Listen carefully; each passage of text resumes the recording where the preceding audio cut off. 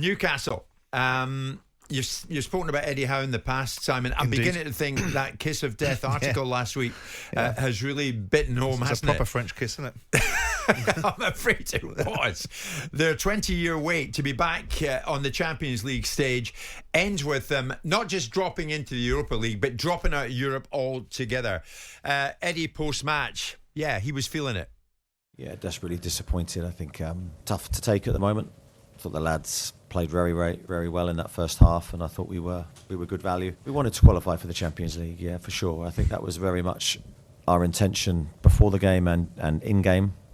I'm not sure in that moment you can take that will away from the players. And if you look at the goals we conceded, they've come from mistakes that can happen in any moment, whether you're being proactive or reactive. Of course, I take ownership of that, but I'd much rather have the intention to go and attack and to try and win rather than the other way around. Oh, I feel for him, but he's got to front up. He's got to do it. How should it be viewed, Simon? Is it a plucky return in the group of death or a damp squib?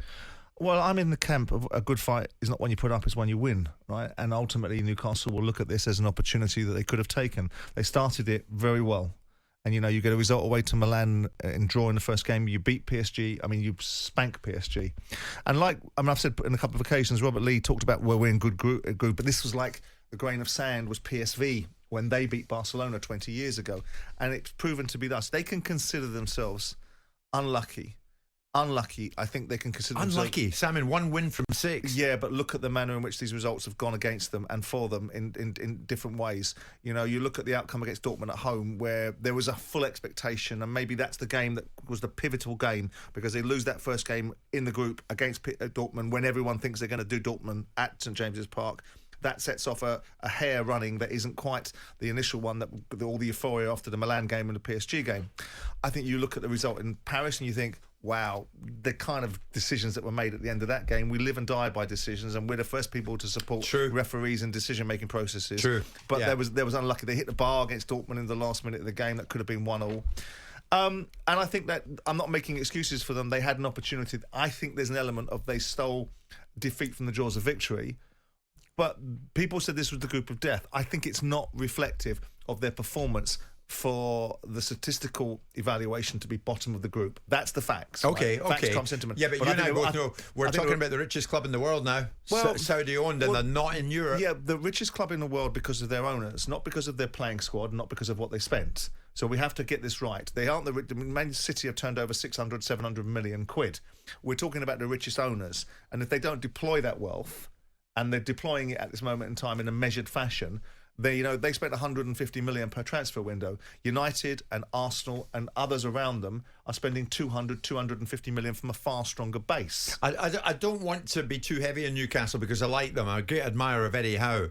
But you remember after the Carabao Cup defeat to Manchester United in February at Wembley, I spoke briefly to the chairman, the Saudi chairman. I said, what now? Well, we're already at the next level. Yeah.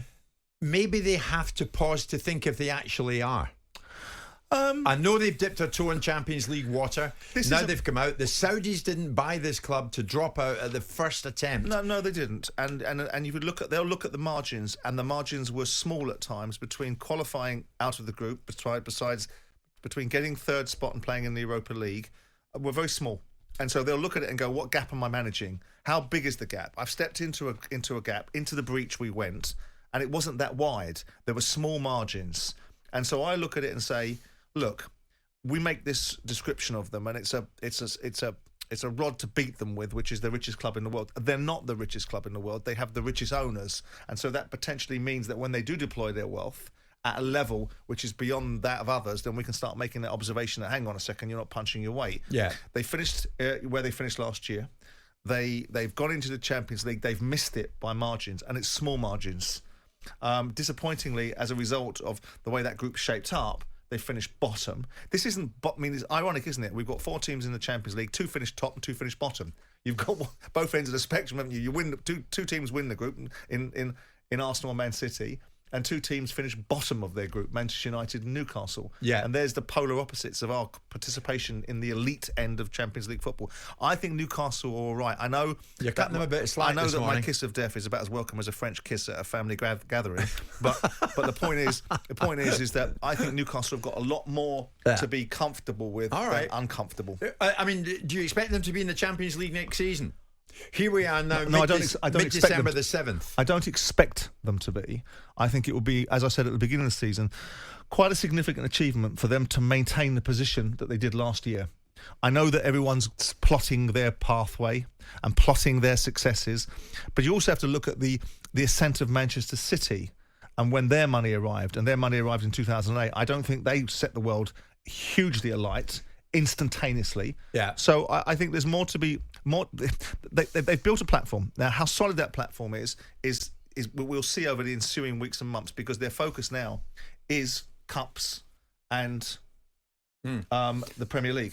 I mean, I'm looking at some of the messages coming in, and largely the mood is one of surprise that you are being pretty kind to them this morning, to Newcastle.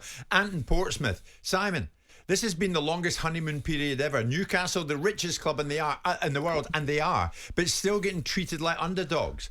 Last night's TV commentary was almost laughable. Please start judging this club properly. No, hold on a second. Let's have it right. I mean, Man City became the richest club in the world in 2008 by definition, and I don't think they went off and won the Champions League and the Premier League instantaneously, did they? Well, here's another one. Steve, Newcastle fan. Great show. I love it, guys. But do you think Newcastle would have finished bottom in Manchester United's group? No. Different group. All right. I mean, they had Galatasaray and Copenhagen. You had Dortmund, Milan, and Paris Saint-Germain. I mean, we're not talking about a bunch of football minnows there. I mean, Man United's failure is an abject, miserable, pitiful failure. Well, you see, and in the process of you saying that, is it right to hold the likes of Manchester United to a higher standard and scrutiny for their European exit? Well, of course it is. I mean, Manchester United have been spending we've just had the numbers. Man United have spent 1.7 billion over 10 years. So they've been spending that money for 10 years. Newcastle have been treading water under Mike Ashley in terms of what they're prepared to invest in a football club, because he wanted to run it economically, which, by the way, I don't disagree with. But in terms of where they are now, why don't they turn their ira onto the failure of these Saudis to put proper money in this football club? Failure of the Saudis. Well, of course not. I'm being ironic. I mean, they put the bottom line is how much do you expect them to spend? Yeah.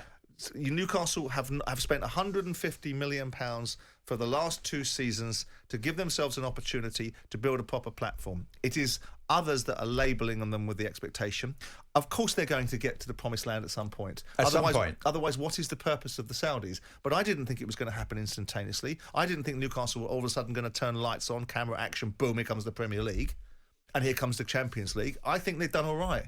But did you think they'd be out of Europe altogether after Christmas? Not with the way they started, no.